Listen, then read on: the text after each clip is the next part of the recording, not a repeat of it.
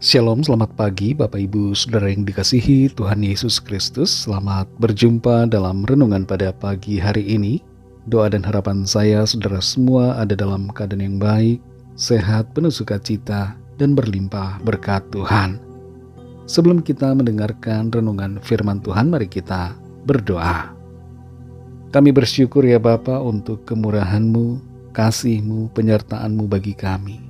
Engkau selalu Immanuel bersama dengan kami ya Tuhan. Terima kasih buat hari yang baru ini. Kami percaya Tuhan punya rencana yang baik buat kami semua. Saat ini kembali kami mau mendengar sabda kebenaran firman-Mu. Urapi kami Tuhan, berikan pengertian untuk memahami akan kehendak-Mu. Dalam nama Tuhan Yesus kami berdoa. Haleluya. Amin. Saudara yang dikasihi Tuhan, ayat renungan kita pada saat ini terdapat dalam 1 Yohanes 3 ayat 7-8. Tertulis demikian. Anak-anakku, janganlah membiarkan seorang pun menyesatkan kamu.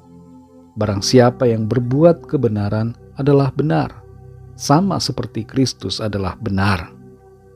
Barang siapa yang tetap berbuat dosa berasal dari iblis, sebab iblis berbuat dosa dari mulanya. Untuk inilah anak Allah menyatakan dirinya, yaitu supaya ia membinasakan perbuatan-perbuatan iblis itu. Saudara yang dikasihi Tuhan, mengapa orang yang sudah percaya kepada Tuhan memilih untuk berbuat dosa? Ada 5 jawaban atas pertanyaan ini. Pertama, karena lupa akan identitasnya sebagai anak-anak Allah yang telah ditebus oleh darah Kristus. Yang kedua, karena lebih senang untuk melakukan dosa daripada hidup dalam kebenaran. Yang ketiga, karena lupa akan pengorbanan yang telah Tuhan lakukan. Yang keempat, karena tidak mau mengetahui atau tidak mau menyadari bahwa ada hukuman yang tersedia bagi para pendosa. Dan yang kelima, karena terlalu fokus kepada dunia ini dan kehilangan fokus pada kekekalan. Kita perhatikan dalam 1 Yohanes 3 ayat 7-8. Di situ dikatakan dengan begitu jelas, anak-anakku, janganlah membiarkan seorang pun menyesatkan kamu. Barang siapa yang berbuat kebenaran adalah benar, sama seperti Kristus adalah benar. Barang siapa yang tetap berbuat dosa berasal dari iblis, sebab iblis berbuat dosa dari mulanya. Untuk inilah anak Allah menyatakan dirinya, yaitu supaya ia membinasakan perbuatan-perbuatan iblis itu. Dalam ayat ini jelas dinyatakan bahwa kalau kita masih berbuat dosa, kita tetap hidup dalam dosa, maka itu tandanya bahwa kita berasal dari iblis. Kalau ada di antara kita yang berpendapat bahwa sekali selamat kita akan tetap selamat meskipun masih hidup dalam dosa, maka perlu kita belajar lagi, teliti dan baca lagi Alkitab. Sebab pada kenyataannya firman Tuhan tidak menyatakan hal yang demikian. Adalah sebuah penyesatan bila ada yang mengajarkan bahwa kita akan tetap selamat walaupun terus hidup dalam dosa. Iblis selalu ingin memutarbalikkan kebenaran firman Tuhan, dan pemutarbalikan itu disusupkan ke dalam pikiran kita. Tapi mari kita tidak terpengaruh oleh tipu daya iblis. Tolak semua intimidasi iblis dan tetap berpegang pada kebenaran firman Tuhan.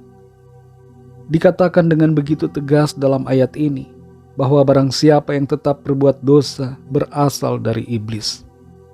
Kalau demikian halnya, maka kita yang masih terus-menerus berbuat dosa dan bahkan nyaman berbuat dosa perlu waspada saudara. Karena itu tandanya kita belum sungguh-sungguh berada di dalam kebenaran. Kita perlu mengubah sikap hidup kita dan mengambil komitmen pertobatan yang sungguh. Dalam Matius 3 ayat 8 tertulis, hasilkanlah buah pertobatan. Pertobatan tanpa perubahan sikap hidup bukanlah pertobatan yang sungguh-sungguh. Saudara yang dikasihi Tuhan, ada suatu tanda yang nampak bila kita hidup di dalam Kristus. Tanda pertama adalah kita berbuat yang benar dan tidak lagi diperbudak oleh dosa. Dan tanda kedua adalah kita hidup dalam kasih kepada sesama, sebagaimana tertulis dalam ayat yang ke-23 dari pasal ini. Kalau saat ini ada di antara kita yang masih hidup dalam rupa-rupa dosa, hidup dalam hubungan seksual dengan sesama jenis, dalam percabulan, keserakahan, dalam kebencian kepada sesama, dan dalam berbagai dosa yang lainnya, mari berbalik haluan 180 derajat. Jangan sampai kita ditolak ketika kita ada di depan pintu sorga. Firman Tuhan katakan dalam Matius 7 ayat 21, bukan orang yang berseru kepadaku Tuhan, Tuhan, yang akan masuk ke dalam kerajaan sorga, melainkan dia yang melakukan kehendak Bapakku yang di sorga. Tinggalkanlah dosa dan jadilah pelaku-pelaku kebenaran. Mari kita berdoa. Terima kasih Tuhan, kami mengucap syukur kepadamu untuk firman-Mu yang sudah kami dengar pada saat ini. Firman-Mu mengajarkan kepada kami semua agar kami tidak menetap di dalam dosa, tapi kami menetap dalam kebenaran. Tolong kami Tuhan, kalau selama ini kami punya paradigma yang salah, kami punya pandangan yang tidak sesuai dengan kebenaran firman Tuhan. Tolong kami, ubahkan setiap pandangan dan pemikiran kami, dan penuhi hati dan pikiran kami dengan kebenaran-kebenaran firman Tuhan. Setiap intimidasi kuasa iblis yang mencoba untuk memutarbalikkan kebenaran firman Tuhan, kami tolak dalam nama Tuhan Yesus. Dan kami mau kenakan firman-Mu dalam hidup kami. Kami mau hidup dalam kebenaran. Kami mau hidup menuruti firman Tuhan. Terima kasih Tuhan untuk firman-Mu. Sepanjang hari ini kami mohon berkat perlindungan Tuhan. Pimpin kami dalam segala aktivitas kami, agar semua yang kami kerjakan dan lakukan menyenangkan hati Tuhan, dan kehidupan kami menjadi berkat serta kesaksian bagi banyak orang. Kami membawa kepadamu setiap pergumulan kami masing-masing, agar tangan Tuhan melawat kami semua dan menyatakan kuasa pertolongan-Mu bagi kami. Kami serahkan seluruh hidup kami ke dalam tangan kasih-Mu. Kami percaya Tuhan membawa kami masuk dalam penggenapan rencana-Mu yang baik dan sempurna. Dalam nama-Mu yang kudus, nama Tuhan Yesus Kristus, kami sudah berdoa dan mengucap syukur. Haleluya. Mari sama-sama kita berdoa, doa Bapa kami. Bapa kami yang di sorga, dikuduskanlah nama-Mu, datanglah kerajaan-Mu, jadilah kehendak-Mu di bumi seperti di sorga. Berikanlah kami pada hari ini makanan kami yang secukupnya, dan ampunilah kami akan kesalahan kami, seperti kami juga mengampuni orang yang bersalah kepada kami.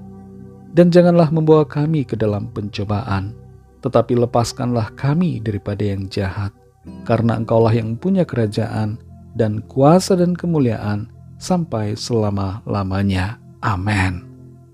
Terimalah berkat Tuhan. Tuhan memberkati engkau dan melindungi engkau. Tuhan menyinari engkau dengan wajah-Nya dan memberikan kasih karunia. Tuhan menghadapkan wajah-Nya kepadamu dan memberikan damai sejahtera. Berkat anugerah dari Bapa Surgawi, kasih karunia dari Tuhan Yesus Kristus dalam persekutuan dengan Roh Kudus menyertai kita semua sekarang ini dan sampai Maranatha, Tuhan Yesus datang kembali, dan bahkan sampai selama-lamanya. Dalam berkat nama Tuhan Yesus Kristus, haleluya, amin. Puji Tuhan, saudara yang dikasihi Tuhan, saya percaya firman Tuhan menjadi berkat dan kekuatan buat saudara semua, dan Roh Kudus akan menolong saudara untuk lebih lagi memahami kebenaran firman Tuhan. Tuhan Yesus memberkati saudara semua. Sampai jumpa dalam renungan yang berikutnya. Haleluya.